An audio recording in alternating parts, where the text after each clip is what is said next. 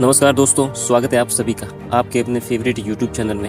अगर आप राजस्थान से हैं और राजस्थान की खबरों को देखने में दिलचस्पी रखते हैं तो इस वीडियो को लाइक करें और चैनल को सब्सक्राइब कर दें, क्योंकि राजस्थान की सारी खबरें आपको एक ही वीडियो के अंदर दी जाती है और राजस्थान की खबरों को देखने के लिए आपको और किसी वीडियो को देखने की जरूरत नहीं पड़ेगी। अगर आप राजस्थान से हैं तो सब्सक्राइब कर दीजिए। तो चलिए शुरू करते हैं आज की तमाम बड़ी व इंपॉर्टेंट खबरें जो आपकी ज़िंदगी से जुड़ी हुई है, किसानों के लिए, मजदूरों के लिए, व्यापारियों के लिए और समस्त राजस्थानियों के लिए इंपॉर्टेंट है। तो चलिए शुरू करते हैं।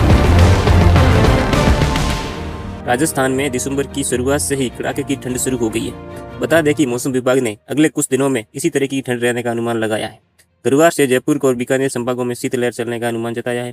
अगले एक हफ्ते में राज्य के अधिकांश हिस्सों में आकाश साफ रहने और रात में ज्यादा ठंड होने की संभावना है। 4 दिसंबर के दौरान शेखावाटी में न्यूनतम तापमान 4 से 5 डिग्री तक दर्ज किया गया। मौसम विभाग के अनुसार सीकर, नागौर और शेखावाटी के अन्य क्षेत्रों में विजिबिलिटी काफी कम हो गई है, जबकि खेतों में कोहरे और ठंडी हवाओं के चलते हल्की बर्फ जमती हुई दिखाई दे रही है। इसके अलावा कोहरे के चलते वाहनों की रफ्तार भी धीमी हो गई है। रबी फसल के सीजन को देखते हुए राजस्थान सरकार ने उर्वरकों पर सख्त निगरानी शुरू कर दी है। विभाग ने साफ कहा है कि अगर कोई भी विक्रेता द्वारा उर्वरक के साथ जबरदस्ती कोई दूसरा उत्पाद थोपने या टैगिंग करने की कोशिश की जाती है तो उसके खिलाफ तुरंत बड़ी कार्रवाई की जाएगी। किसानों से अपील की है कि अगर कोई भी विक्रेता जबरदस्ती दूसरा सामान बेचने की कोशिश करे या टैगिंग करे या मनमानी कीमत मांगे तो सीधे इस नंबर पर जो आपको स्क्रीन पर दिख रहा है, सीधे जिला नियंत्रण कक्ष के नंबर पर आप शिकायत दर्ज करवाएं। विभाग का कहना है कि किसानों के हितों की सुरक्षा सर्वोच्च प्राथमिकता है और किसी भी प्रकार की गड़बड़ी बर्दाश्त नहीं की जाएगी।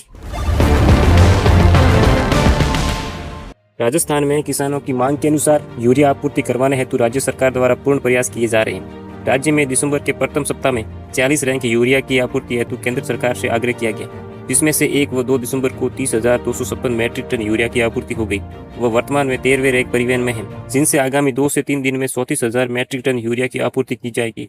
इस यूरिया की कोटा, बूंदी, झालावाड़, बारां, सलूंबर, उदयपुर, भरतपुर, डूंगरपुर, बांसवाड़ा, चित्तौड़गढ़, भीलवाड़ा, अजमेर, टोंक, जयपुर, भरतपुर, धौलपुर, अलवर, कोटपुतली, खैरथल तिजारा, करौली, सीकर, चूरू, झुंझुनू, श्रीगंगानगर, हनुमानगढ़, बीकानेर, राजसमंद और सिरोही इत्यादि जिलों में आपूर्ति की जाएगी। राजस्थान सरकार प्रदेश के 80 लाख किसानों की जमाबंदी को आधार से जोड़ने की कवायद को लेकर पायलट प्रोजेक्ट शुरू कर रही है। राजस्थान के किसानों को जमीन के हर लेन देन का अलर्ट अब मोबाइल पर ही मिल जाएगा, जिससे किसानों को लेकर संभावित फर्जीवाड़े की सख्ती से रोकथाम हो सकेगी। पायलट प्रोजेक्ट के लिए अजमेर जिले की अराई तहसील के अर्जुनपुरा गांव तथा नागौर जिले के एक गांव को चुना गया है। यहाँ पर यह प्रोजेक्ट सफल होने पर इसे पूरे संभाग और फिर पूरे प्रदेश के अंदर लागू किया जाएगा। राजस्व मंडल की बैठक में इसके बारे में निर्णय लिया जाएगा। कृषि विभाग ने 5 दिसंबर को किसानों के हित के लिए बड़ा फैसला लिया। रबी सीजन में सरकारी खरीद केंद्रों पर गेहूं की खरीद सीमा बढ़ा दी गई है, जिससे छोटे और बड़े दोनों किसानों को फायदा होगा। पहले की तुलना में अधिक मात्रा में उत्पाद बेचने की अनुमति मिलने से किसानों की आमदनी बढ़ने की उम्मीद है। विभाग ने बताया है कि इस बार खरीद की प्रक्रिया को डिजिटल बनाया जाएगा ताकि किसी भी किसान को परेशानी न हो। साथ ही किसानों से अपील की वे निर्धारित तारीख पर केंद्र पर पहुंचे। इस फैसले का ग्रामीण क्षेत्रों में स्वागत किया जा रहा है। जयपुर में पानी सप्लाई का नया शेड्यूल लागू।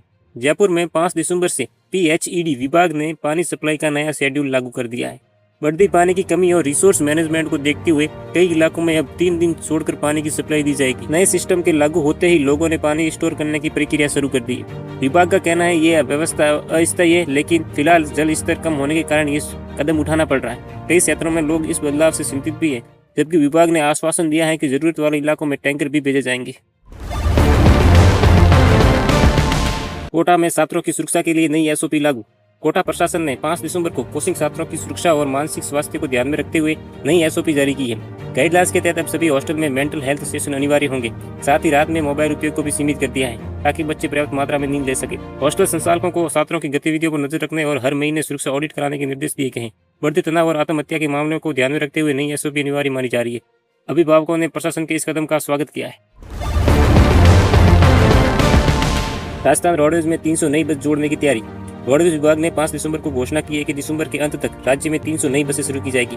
इन बसों को लंबी दूरी के रूटों पर चलाया जाएगा ताकि यात्रियों को भीड़भाड़ और सीट की समस्या से राहत मिले। रोडवेज प्रबंधक ने बताया कि नई बसें आधुनिक सुविधाओं से लैस होगी और यात्रियों की सुरक्षा पर विशेष ध्यान दिया जाएगा। इससे पहले त्यौहार के सीजन में बसों की डिमांड काफी बढ़ गई थी। नई बसों के आने से रोडवेज की आय में सुधार होगा और यात्रियों को काफी बेहतर अनुभव मिलेगा। यात्रियों को इसे सकारात्मक कदम बताया। तो ये राजस्थान से जुड़ी आज की सारी इंपॉर्टेंट खबरें। तो अगर आपको वीडियो पसंद आया तो वीडियो को लाइक करें, चैनल को सब्सक्राइब करें और राजस्थान की खबरों को देखने के लिए सुबह जल्दी एक ही वीडियो के अंदर रोज सुबह जल्दी राजस्थान की सारी खबरों को देखने के लिए चैनल को सब्सक्राइब करें और हमारे साथ जुड़ जाए। हम राजस्थान से जुड़ी सारी की सारी खबरें आपको सुबह जल्दी सुबह 5 बजे आपको प्रोवाइड कराते हैं, तो जल्दी से